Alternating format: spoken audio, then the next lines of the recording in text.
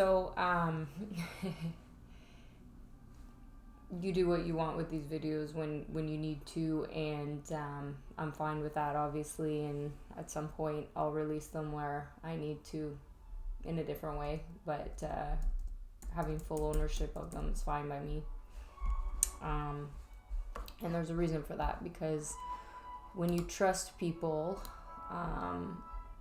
to have your back, and you do business with people who you genuinely care about, respect, you're on the same page, you don't get screwed over.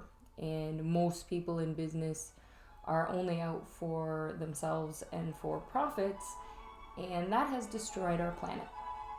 And it's amazing to see everybody going, oh, Bill Gates will fix it. Not alone. That's not alone. So last year, you can check my Netflix, my Netflix account and stuff, and see when it was that I started watching. I know I didn't watch much of it, but the story of Bill Gates and what he was doing in the world with his wife. So what a power couple. The Gates Foundation is something that I definitely 100% back, and it's something that I'm telling anyone that they need to, because they've actually been genuinely trying to save this planet. And the misunderstanding of billionaires and where the shift's been, everybody has been so separate, and the fact that nobody's been working together is where we have a problem. Because what has happened is everybody's going off trying to solve this puzzle, and everybody's built these separate teams, which I see. And because of these separate teams, okay, that's really distracting. And these separate teams and all of that, trying to solve the same thing, nobody was working together the right way.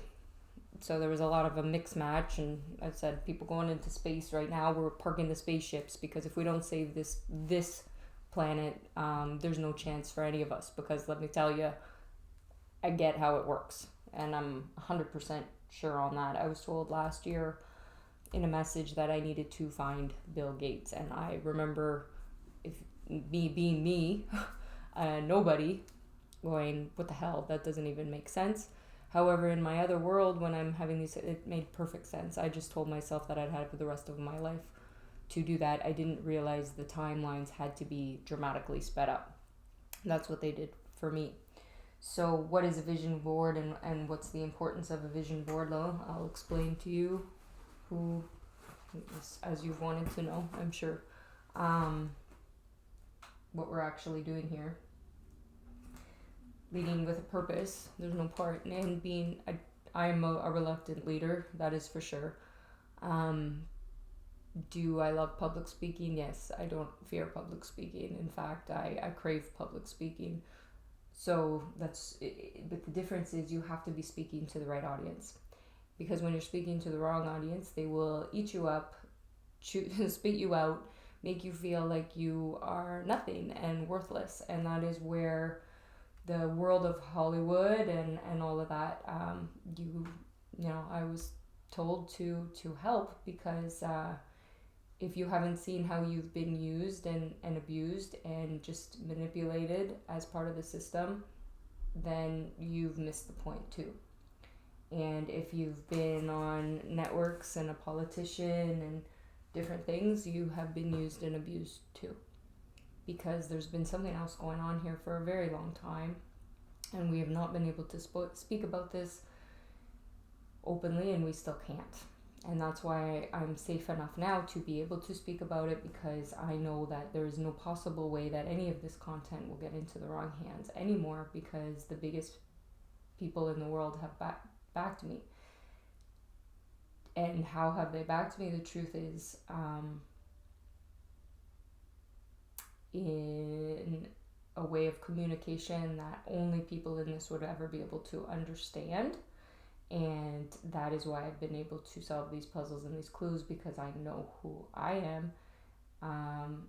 But you had to get me to find my own self-worth enough to believe in myself. And that was the missing piece of all this, but it had to be specific dates, specific times, specific ways. So So if I feel myself being adopted as a daughter, by Melinda and Bill, then I know who was, writing messages was, and I just knew which child or who was taking over my body to do that. So I pieced those things together at different times on different dates because there was a missing piece component. So we knew I kept speaking of grandpa, and being granddaughter, but in that world needed a father. So even though I was adopted myself, that I understood at different times, but it had to be received the other way. I had to see the connection of the two and get confirmation in those things. So when I decided to make Tony my father at a young age because I wanted to have somebody to aspire to that I felt was the right type of person. So that was something I held on to, but it had to be some way to get that message. How do you get through to a network and something that's so big and so incredible, when they're surrounded by so many people, when you don't have millions of dollars? So if Tony only takes 7 clients and is charging a couple $1,000,000 or whatever it is, how are you supposed to get through to that? Well, a different way. So when I started the ClickFunnels Challenge in February, I told myself I was all in because I wanted to understand fully the internet. And on day 6, I understood that this game was something far bigger than just the internet. I did understand that. I just didn't understand how significant my role was in it, because that's too overwhelming in this world to process. So I had to get enough belief to get me there. And the truth is, I'm still extremely scared. I'm still in a denial, but I'm not. Like I'm fully all in, and I do everything that I'm asked to. When I'm asked, I'm just. It's such a difficult balance because I have to deal with so many real world things here, and make sure I'm accounting for other people's feelings and everything else, because I'm a natural people pleaser. However, I had to break away from being a people pleaser to do the right thing and then see where those cards lie. But it still means I still do the right thing the right way, because when I do that, it keeps the timelines accurate for everyone else to move on to the part of the story that they need to move on to, because we all have our specific roles in a different way. And that's the part of healing. But it breaks my heart to see anyone else hurt, just like it breaks your heart to see me hurt or anyone else's too. And that's how that has kind of pieced together. So he was the first person I was told by angel, spirit, faceless, that I needed to find, and it was extremely important to do so. And when I see the timelines and how they match up, and then the dates, it always works out perfectly. So I was medicated from the time I was 15, and then I started going off my medication about this time last year, I think, ish, give or take. I was still probably taking it sometimes, so it was like I wasn't consistent with taking it. So obviously that kept me not having a memory, and I just would go on. Not having a memory, I have to be very careful and clarifying that I still knew about my abuse. I still knew, but you get things in patches and you just move on, right? So that's where they diagnose people ADD or all of those things. It's scatterbrain. You'll see it with my daughter. The fact that she has such severe learning disability and ADD is because her father didn't believe her with the type of abuse that she was going through, and it shuts her down. And then I tried to save her, but as a little child, she doesn't understand that, and then it's kids can't comprehend that, so they just phase out in different ways. And that's where there's so much misunderstandings about mental health, and there's so many misdiagnoses, and there's so many different things. Nobody in history has done what I've done this way to prove what post-traumatic stress disorder is. It's being done in different parts, and people were studying it in different things, but nobody was able to piece it together because they had to be on the other side and have no connection to what those people were putting together scientifically there had to be real proof. So I fully understand that. Um, and in understanding spirits and understanding different things in different worlds, I, when I was first raped or whatever, I guess I've been living my life really. I got inherited the spirit of men, and then got stronger and stronger with more men that lived in me. I guess so. You go, okay, well, how does this work? Well, with body, I would have been a gay man. That's what I like, because I'm not like with what happened to me, and then I got stronger and the different people that were able to take over and inhabit my body over the years, because I was not a traditional, girl, in the sense that I wanted to be, but in this world I didn't have the I didn't grow up the way that other you see in the movies and people growing up in there. I wanted to be want to be married and monogamous and kids and the white picket fence and all of those things, and that's like what we want to hold on to because we see that in Hollywood. However,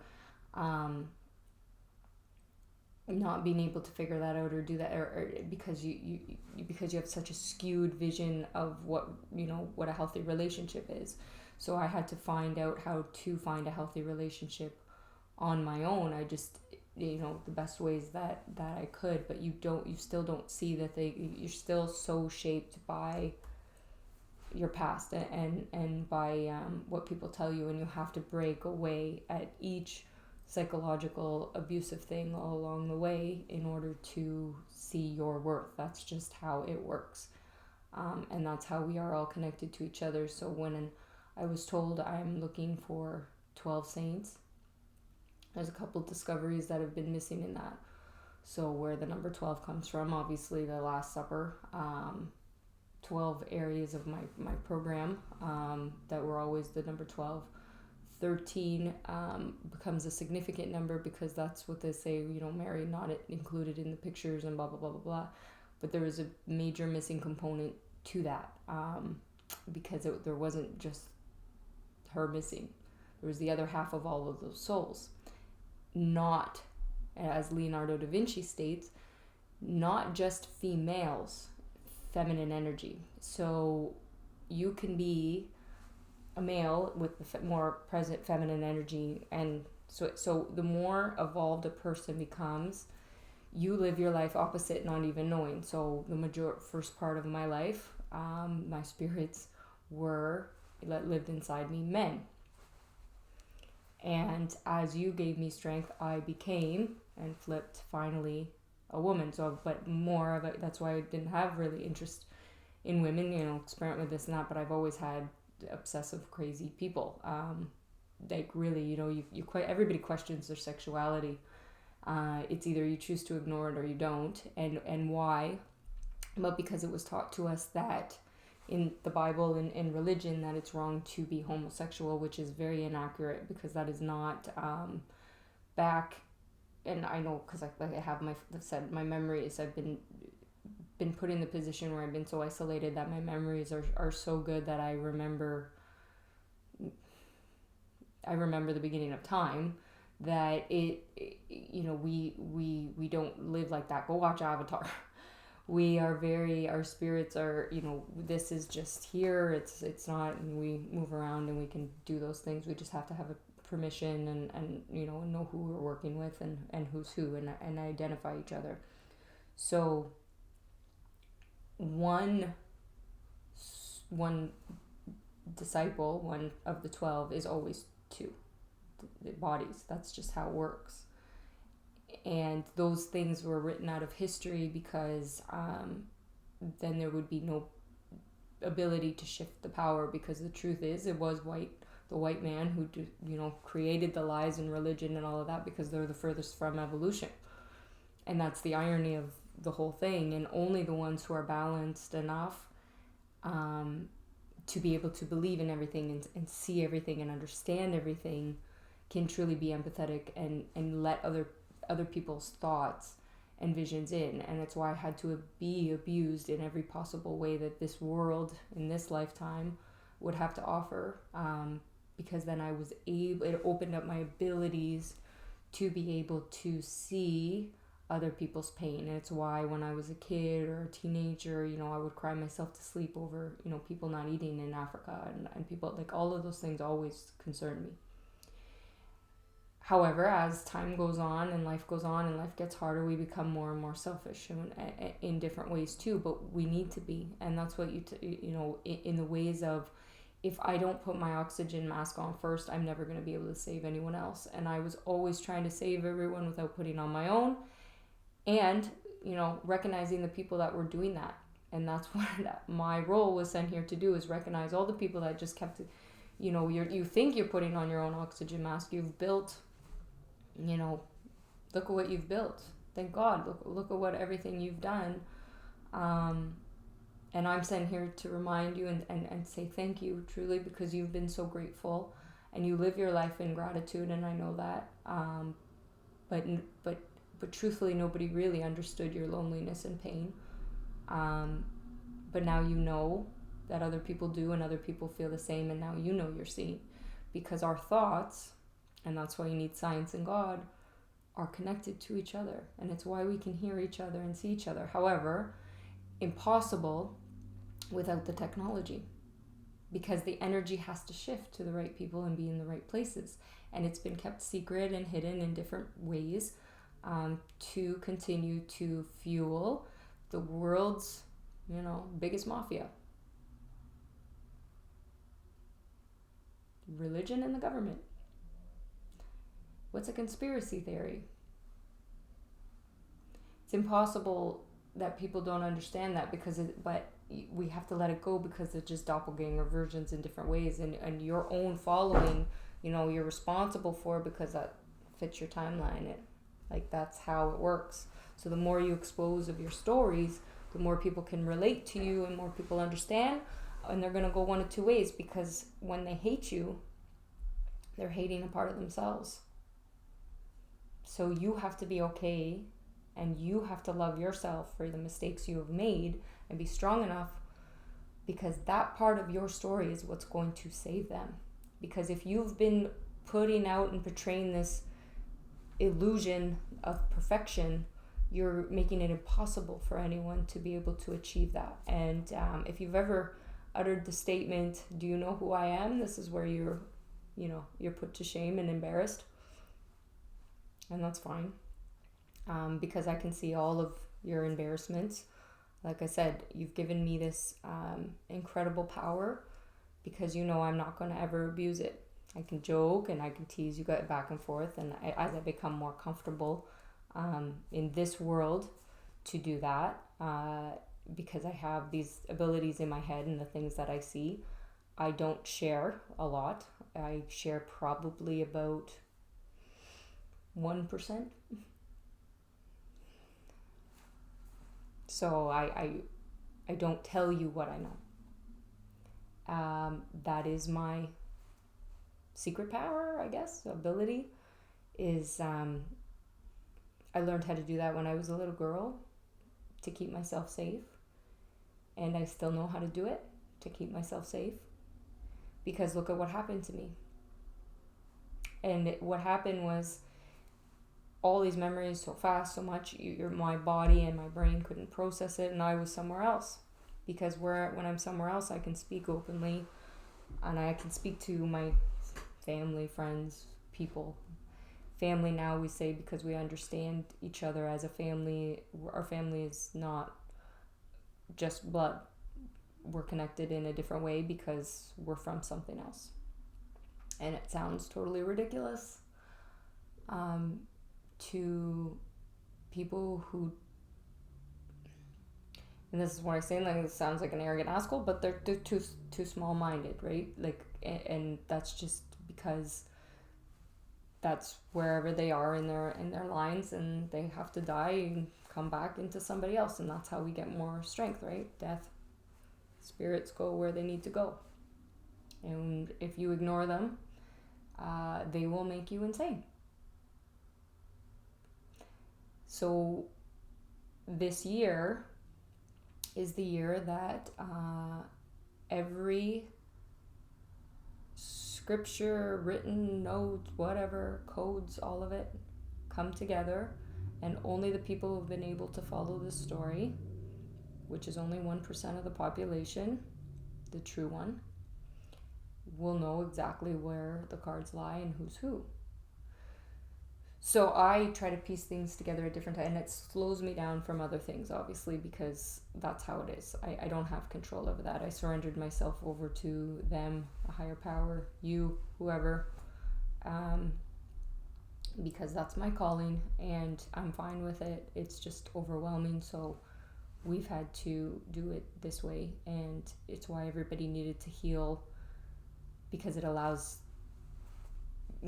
things to die that need to die, and then we are reborn into the way we need to be reborn. And that's why we have immortality, because these bodies don't mean anything. But if we're in the right place, and we have enough belief and we do it the right way, when we die, we get to choose who we come back as and where we go, so that we can stay in our family and our loved ones. And we've been separated for so long,